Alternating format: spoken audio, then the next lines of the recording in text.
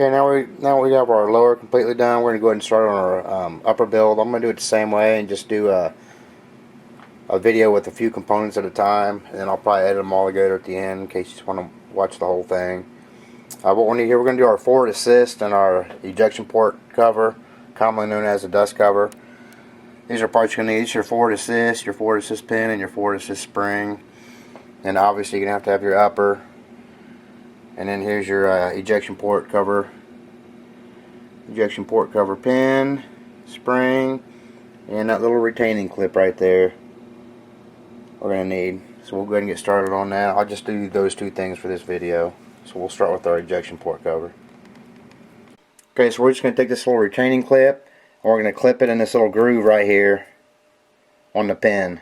What I usually do, I use a pair of scissors clamp, and I put the retaining clip in the clamp and then push down the pin onto the open end of the retaining clip. It's a good thing if you have extra retaining clips because they're really easy to lose. Okay, so I have my retaining clip clamped in my scissor clamps.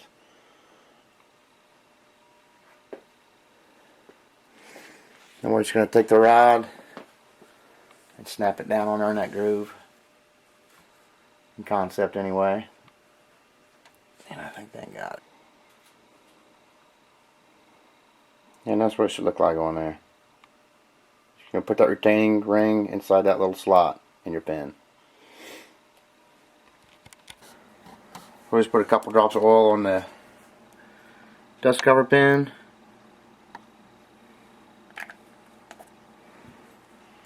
Okay, you're just going to put it in where you put your clip at, your retainer. Just going to slide that in there from the forward part of the upper receiver. And you're just going to push it all the way in until it's flush right there, right here. Now our pin's going to go in. You're going to put the long leg to the right and the short leg to the left. And all we're going to do here is we're going to take this big leg right here and we're going to spin it back towards the upper receiver while holding the other end of the spring.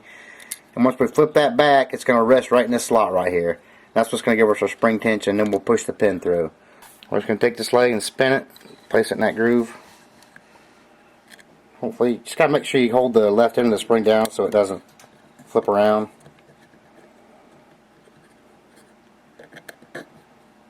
Once you get in there, just hold it in there tight and go ahead and start putting your pin through the spring. Line it up. Okay, it's still lined up.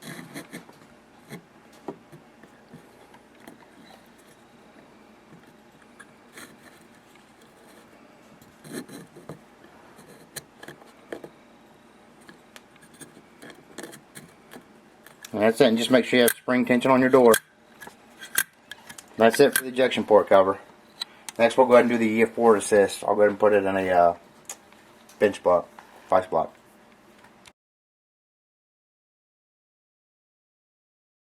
Next we're going to put our forward assist in. All you need is the forward assist spring, the forward assist assembly, and your forward assist roll pin.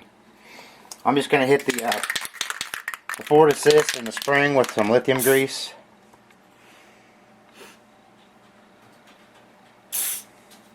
And my roll pin with a little bit of gun oil drop. Okay, the hooked side right here is going to go towards the inside of your upper receiver, so that's what's going to catch your bolt. So you just put your spring on. Doesn't matter which way your spring goes. And we're just going to slide it in. Like I said, hooked in towards the inside of the upper receiver, so it catches your bolt. Now I'm just going to use a slave pin in here. You might have to turn it. I'm going to come up from underneath. And then we'll put our roll pin in.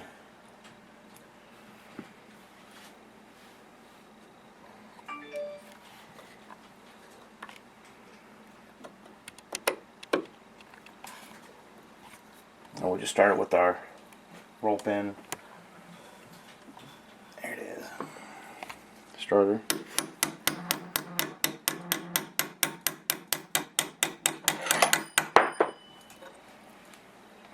Okay.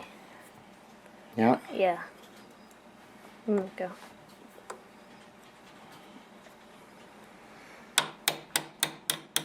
Now we're going to Punch your roll pin until it's flush.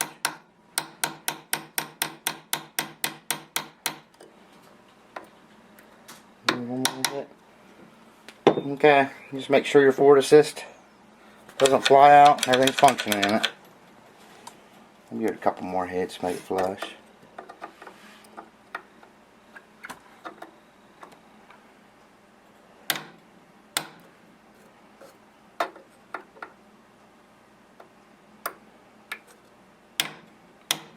That's it. Next we'll put the barrel on.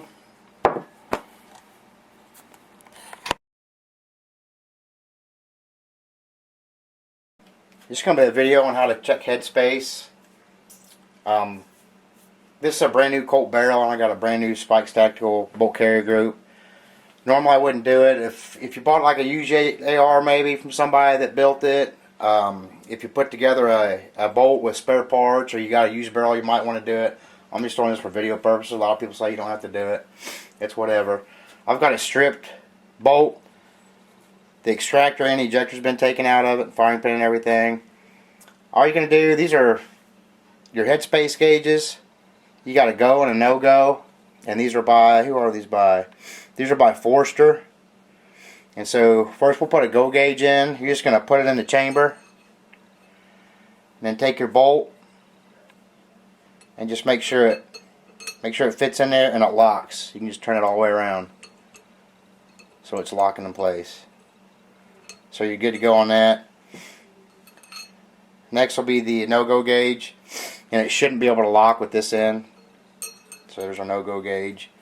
Put our strip bolt in there, and it won't turn, so it does not lock.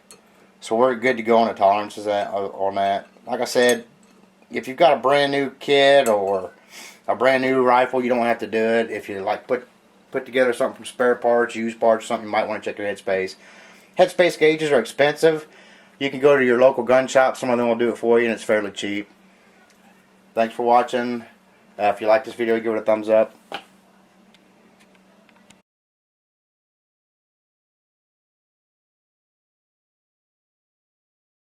Okay, next we're going to put our barrel on. What I usually do is I'll put just a little bit of grease on the inside here. That way the barrel just goes in and out easier if I want to take it off. I just put a really light coat on there. And also you're going to want to put anti-seizing compound on the threads so they don't seize together. If I have any left in here.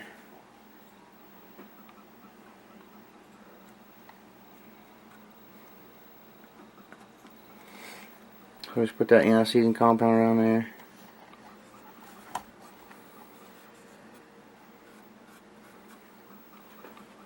Okay, then we'll put our barrel on. If you have a Delta, if you already have the sight on, you can take your Delta ring apart and it should slide over your barrel.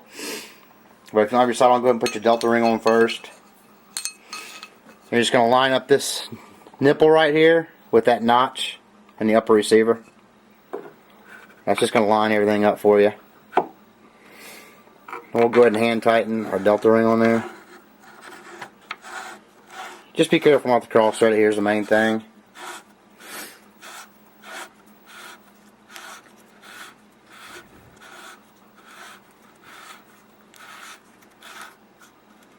Okay, and your Delta ring is going to be between 30 and 80 foot-pounds.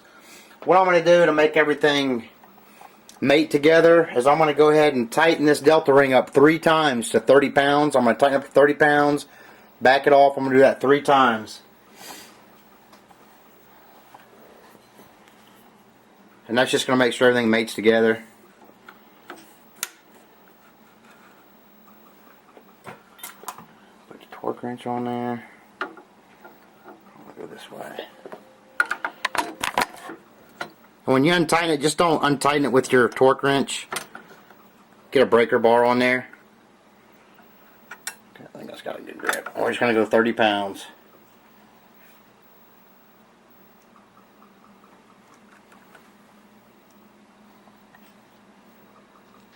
I got us at 30. Now I'm going to go ahead and do this 3 times off camera, and then on the 4th one we'll do our between 30 and 80. Okay, just one thing, I went ahead and tightened this 3 times to 30 pounds. this hole right here, it's in your delta ring, it's in your delta ring, is going to line up with this hole right here in the upper receiver. And then on the back side, your spring and your retaining clip is also going to have to line up. So once we get this on there to our torque, when we got our hole where we're close, we're going to have to go on the back side and take a punch or something and line all these up. Your spring and your retaining ring to that hole in the front. I just want to, it's a lot easier to show you now than before we do it. So we'll go ahead and tighten this up the torque. We're going to go 30, and then once we get our 30, we're going to go until, not to exceed 80, but we're going to go until our holes line up with our gas key hole in the upper receiver.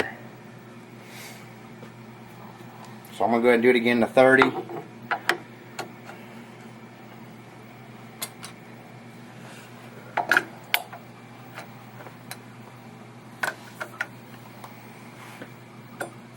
And once I hit my minimum of 30,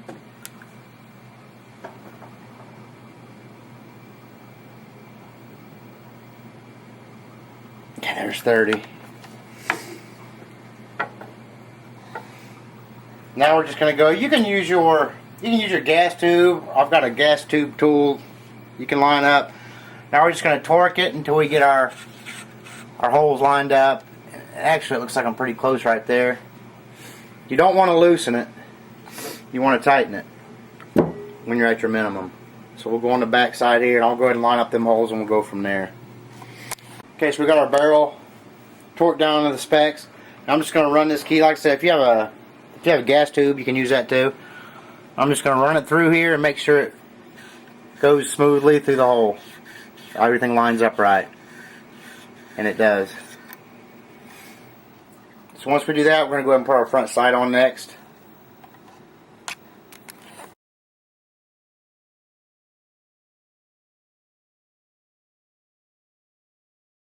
Okay, next we're just going to install our gas tube before we put our front sight post on.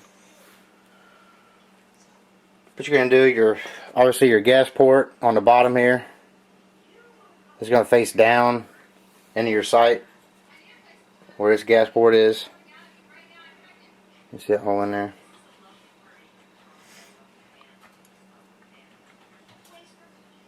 And your pins should line up. And just make sure you got the curvature of the barrel stepping up. Just going to line it up till you see all the way through your pinhole.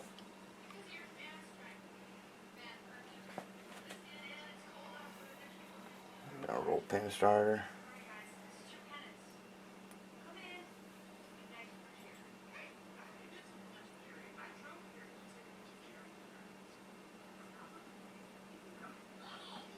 And just tap it in.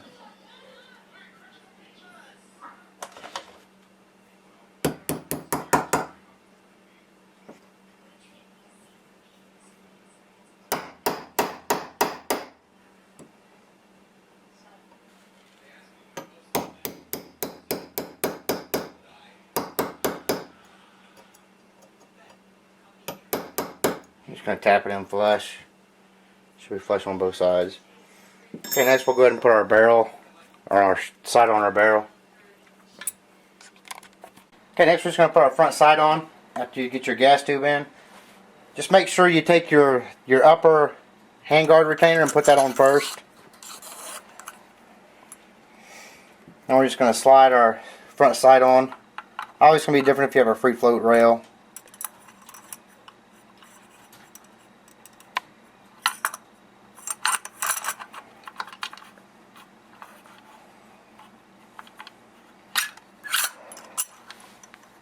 And we may have to line up those holes again.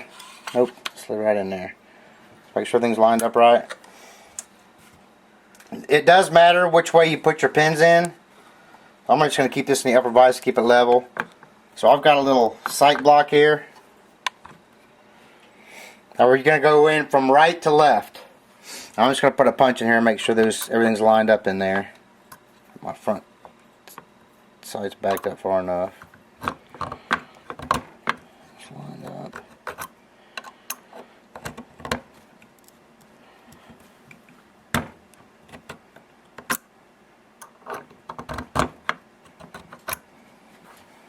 Okay, and your pins, we'll put a couple drops of oil on those.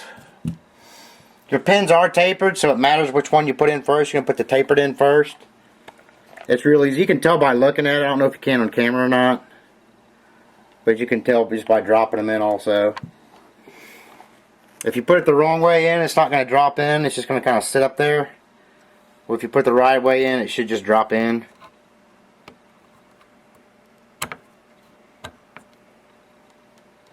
And same for the other one. Now you don't want to try to hit these flush. They'll be protruding out each side a little bit. So we're just going to hammer these in. Like I said, it could be a tight fit. Just hammer a little on each one.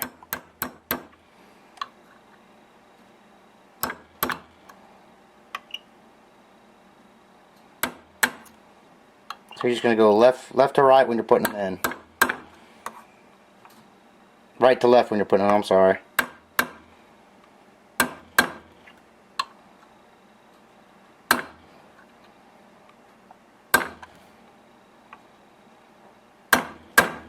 And that should do it. We'll check it on the other side.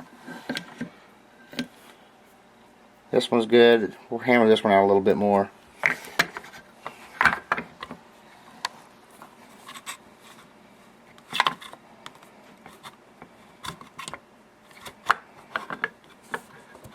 That goes. Use a little bit bigger punch.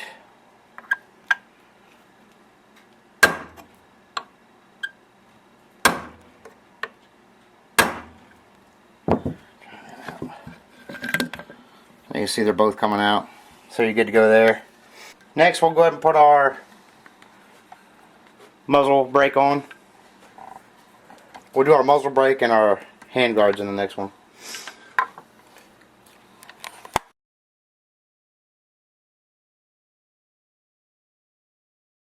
Okay, this way we'll just put our muzzle flash on. One thing I want to show you, this has got a lock. This particular muzzle flash has got a lock nut on there, or jam nut sometimes it's called.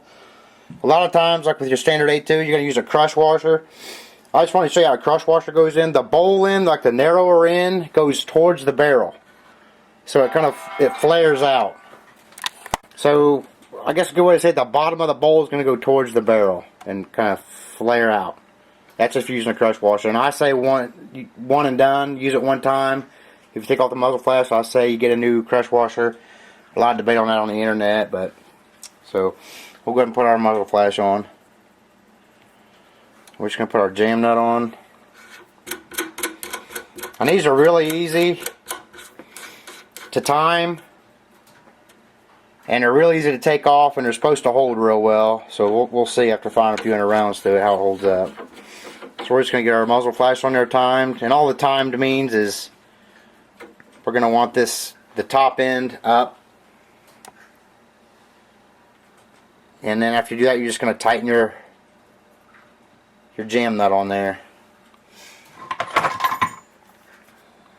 I just put electrical tape on the inside of that because I just didn't want to mar anything up. So we'll just tighten that on there.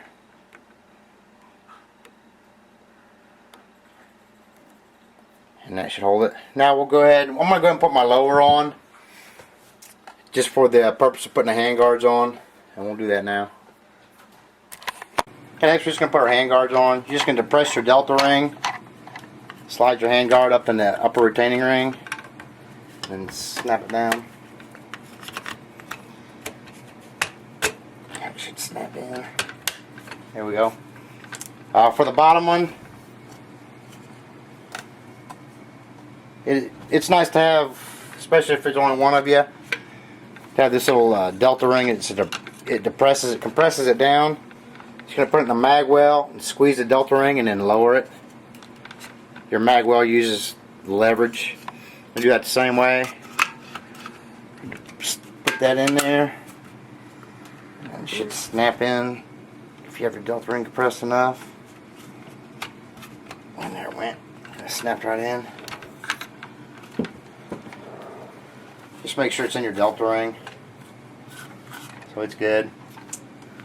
Okay, next is all we have to do is I'll just show you real quick is how to make the upper and lower receiver. which is really easy. And then we'll just put our bolt assembly in.